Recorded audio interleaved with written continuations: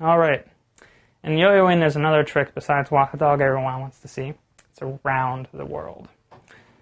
You do is you're going to hold it just like forward pass. Let me just show you what it looks like again real quick.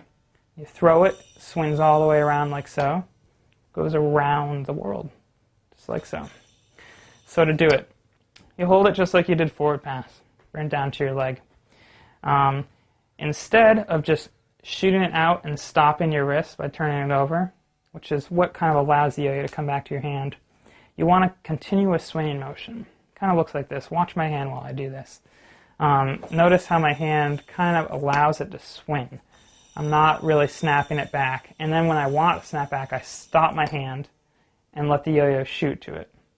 So it looks just like that. You throw, let it swing, let it shoot back to your hand.